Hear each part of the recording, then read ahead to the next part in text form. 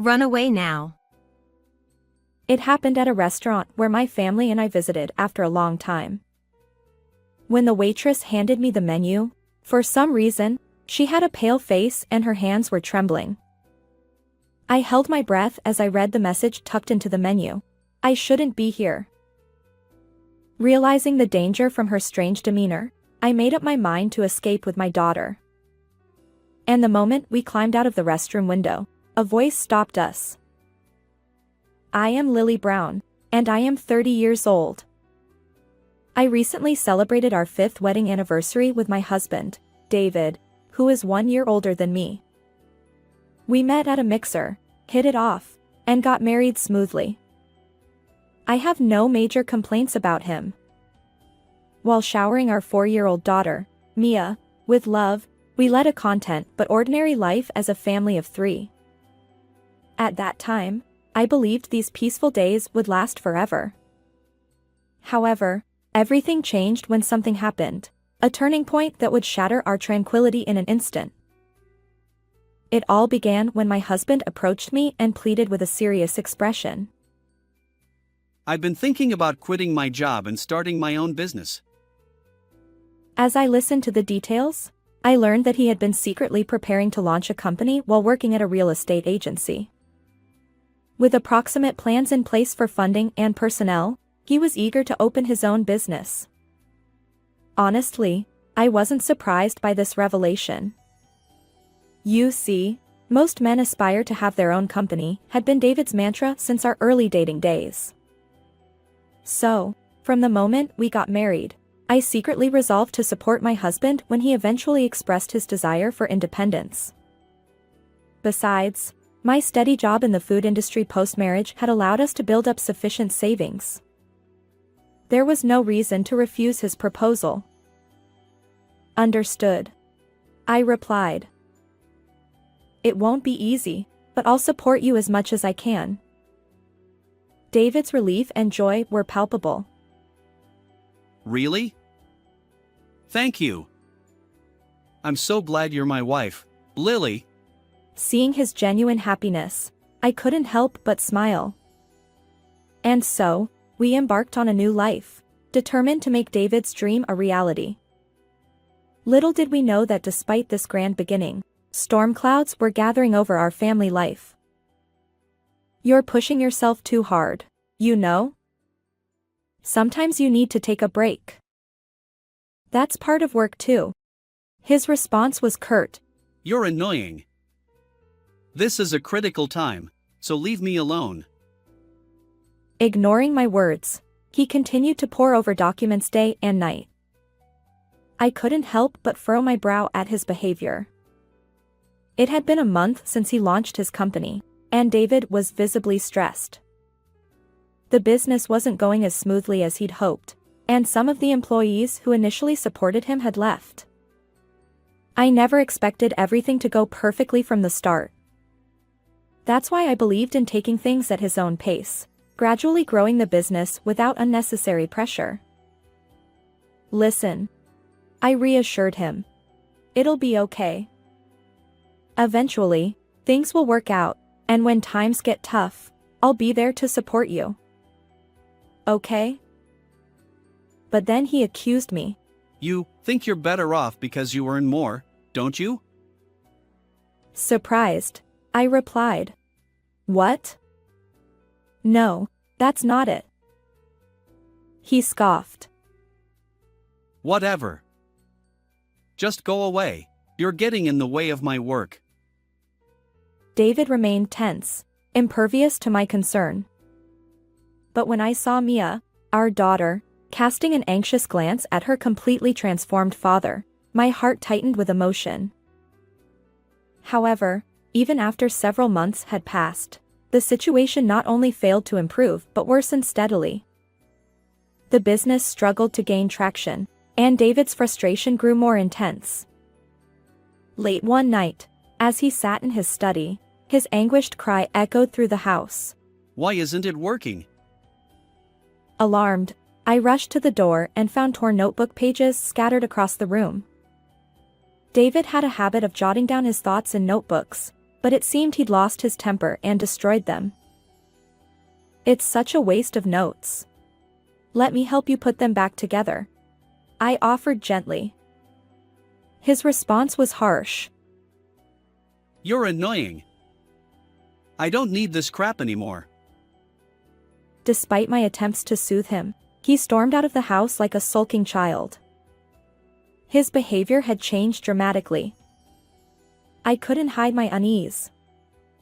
Sometimes he'd lash out, and other times he'd mutter to himself as he left the house.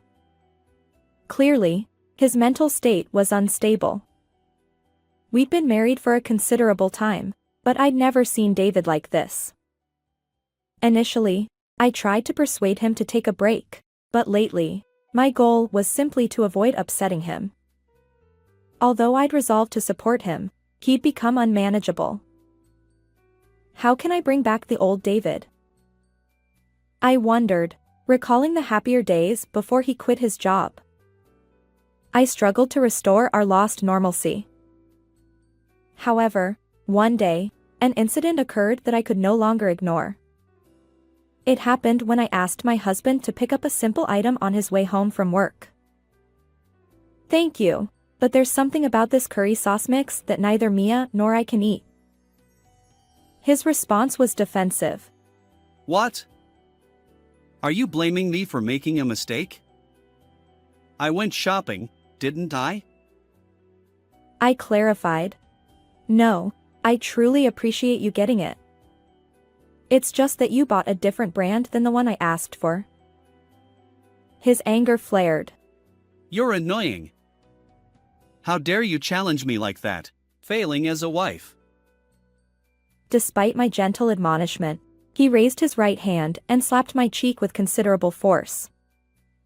I stumbled backward, but he didn't even glance at me. Muttering something, he walked away. I stood there, unable to console our crying daughter, my cheek throbbing. I had suspected something was off with David, but I never imagined he'd raise his hand against me. I can't let Mia be in danger any longer, I thought. At the same time, I finally began to consider escaping from him. The expectations I once had for the kinder version of my husband had vanished, and I felt a sense of danger. However, a few days later, something happened. It was a day when my husband suggested, Let's go to a restaurant as a family. It's been a while. There's a place I frequent.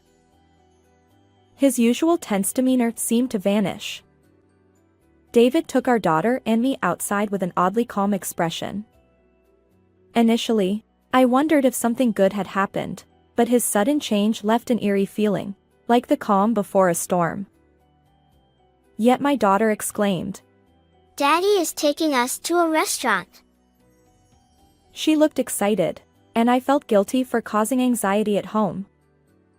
Despite my suspicions, I decided to go out. The first sense of unease hit when we were led to our seats. The waitress handed each of us a menu booklet. I noticed her hands trembling slightly. When I looked up, her complexion seemed off, pale, perhaps unwell. Is she feeling okay? I wondered. Lost in thought, I quickly drank the water she'd brought. I'll get a refill. He headed toward the kitchen. Despite the oddities, I decided to focus on ordering. I opened the menu, determined to make a choice. In the next moment, the characters before my eyes made me widen them in shock. What? There, inexplicably sandwiched between the menu pages, was a single sheet of paper. And on that note, trembling letters spelled out, "Run away now." As I pondered this, my mind raced through past events. David's sudden violent outbursts, followed by an oddly gentle demeanor. The waitress's strange behavior. And now, this note seemingly meant for me alone. The more I thought about it, the more unnatural the situation felt, and anxiety crept in. I must get out of here. Intuitively sensing danger, I calmly pretended everything was fine. Confirming that David had returned to his seat, I discreetly took my daughter Mia's hand. Let's go to the restroom for a moment. Subtly grabbing our belongings and leaving the table. Fortunately, the restaurant's restroom had a large window, one I could slip through. We'll escape from here. And so, successfully fleeing the restaurant with my puzzled daughter, I was about to put some distance between us and the unknown danger. But just as we moved away, a voice called out from behind. Wait. Startled, I spun around. It was the same waitress who had handed us the menu earlier, now running toward us. She must have anticipated our escape from the restroom. There's something I need to tell you. And as she revealed a horrifying truth I hadn't known, fear and determination collided within me. I resolved to bring justice to my changed husband. The next day, I was abruptly awakened by the sound of forceful knocking on the door. It was David, his anger evident in his voice. Hey! You're probably here, aren't you? I know. I hurried downstairs, signaling to my parents, who had also woken up due to the commotion. Alone, I approached the front door. Unbeknownst to David, I had taken Mia and sought refuge at my parents' house after escaping from the restaurant. If he continued shouting like this, it would draw unwanted attention from our neighbors. I took a deep breath, unlocked the door and opened it just a little bit. David burst in with incredible force. Open up. Why did you leave without telling me? Could you please keep it down? You're disturbing the neighbors. Betrayal. You're a traitor. This wretch. His face flushed. He continued to berate me. It was hard to believe that the person before me was the same one I had once loved, the one with whom I'd shared laughter at our wedding and watched our daughter grow. Who could have predicted this outcome? If it had come to this, I should have stopped. It was all over. Ever since that moment when we fled the restaurant, I had learned a shocking truth. I could never return to my family with him. I know. You were trying to kill Mia and me, weren't you? My words seemed to unsettle David for the first time. His body tensed. After escaping from the restaurant, Tracy, the waitress who had warned us of danger, comforted my bewildered daughter and me, explaining everything in a safe place. You and your daughter have peanut allergies, right? Yes, that's correct. But why do you ask? Actually, your husband was trying to feed you peanuts. According to Tracy, at that moment, while we thought he had gone to get water, my husband had secretly ordered a salad with peanut dressing, hoping we wouldn't notice. For Mia and me, who have allergies, that ingredient was as dangerous as poison, threatening our lives. Given my vigilance about food, from snacks to canned goods and even curry sauce mix, David couldn't have been unaware.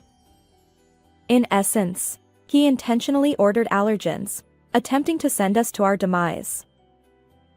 Were you after insurance money, perhaps? Independence seemed tough for you. As anger bubbled up, I trembled.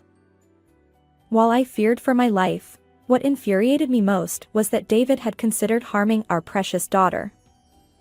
If it were merely financial hardship, I would have supported him tirelessly. After all, mutual support is the essence of marriage. But how could he entertain such a horrifying idea about our sweet child? I didn't do any of that. It's all your imagination. There's no evidence. His panicked voice echoed through the room as I stared at him down. Unfortunately, I have all the evidence I need. Remember the notebook you kept at home? David seemed lost for words, perhaps realizing he'd been caught. But why did Tracy, the waitress who warned us about the danger, know about our allergies and manage to thwart this incident? the answer lay in his habit of keeping a notebook.